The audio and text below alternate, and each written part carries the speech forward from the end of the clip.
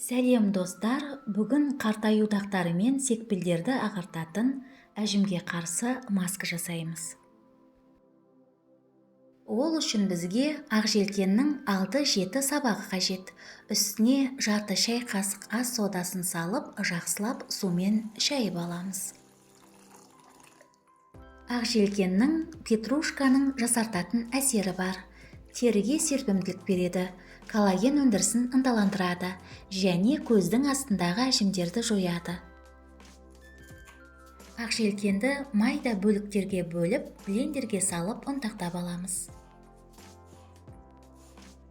Достар, егер мені қолдағыңыз келсе, каналға жазылыңыз, лайк басыңыз, видео рецепттермен достарыңызбен бөлісіңіз.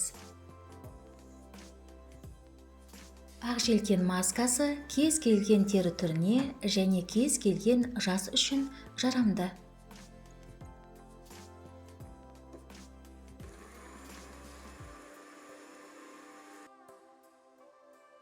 Ыдысқа біраз қасық қаймақ саламыз. Үстіне ұнтақталған біраз қасық ақжелкен саламыз. Және жарты шай қасық лимон шырынын қосып, барлық ингредиенттерді жақсылап араластырамыз. Қаймақ теріні ағартып нәрлендіреді және жұмсартады, әжімдерді тегістейді.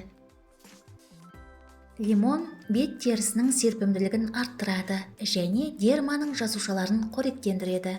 Бұл терінің салбырауын және солуын болдырмайды.